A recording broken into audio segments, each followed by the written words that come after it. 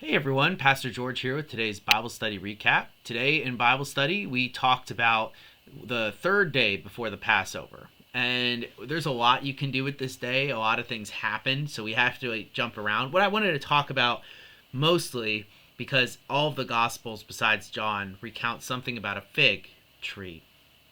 In Mark and Matthew, we have the cursing of the fig tree, something that happens, and then in Luke, Jesus uses a parable of fig tree. So we looked at Luke today, Luke 21 through 8 and 21, which is and verses 5 through 33. So basically, what I have here is the setup and understanding for what's going on, because it's on this day that Jesus gives the Olivet discourse, is what it's called, and the Olivet discourse is largely about the destruction of Jerusalem and Jesus's predictions that it's going to happen. I also and a little bit about when the end of times will come.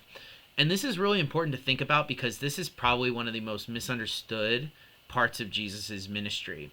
Because I did a whole theologue or a new thing on this a while ago, but whenever there's something usually in the news about Israel, this passage always comes up because everyone wants to relate this to what's happening in the world, believing that what is happening in the world, so for right now the war between Israel and Hamas, is actually this biblical testimony being fulfilled, right? Which it's not. What happens here is something that happens way before, and you actually see this in the text, right? Jesus is talking about to the Pharisees, or the Sadducees, I should say, the temple priests, the beginning of the story, about authority, right? And he's talking about how, that this temple is going to be destroyed.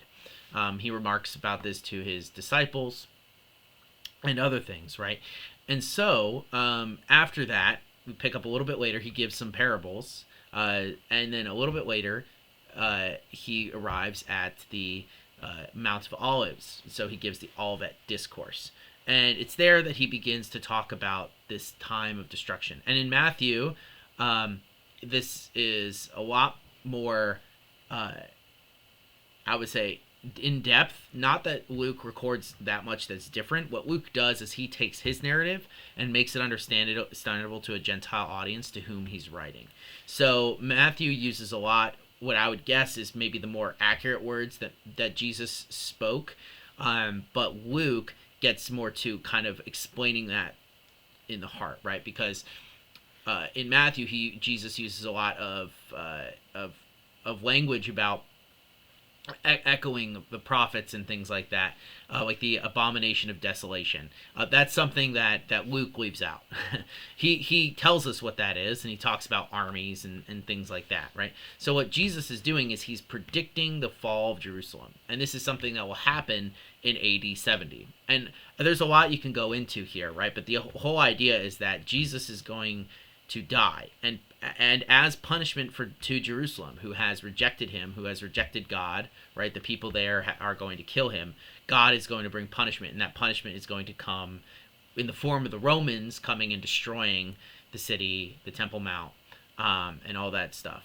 And so, and then eventually later, this is much after this, about a century later, the Jews are going to be expelled. But that's not so much what Jesus is talking about here. That's just historical tidbit for you.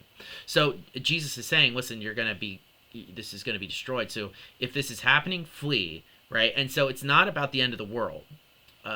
It's about the destruction of Jerusalem, again, because you're supposed to be able to run away from it. If it's the end of the world, you can't run away from it. But Jesus then does shift to his death, bringing in the kind of final age, right? Because it talks about ascending on clouds or coming in clouds, right? And that's what happens when Jesus goes up into heaven, for instance. So, like, this is the marker. His death and resurrection is the marker of this final age, and there's going to be all sorts of things that are going on. But Jesus tells us, you'll know kind of when you see it, type of deal. So, and the language that's used, like the stars falling from heaven, all that type of stuff, is ripped right out of the Old Testament, and is used to mark major epic epoch, I guess I should say, changes, like major changes in the ways that things are done, right?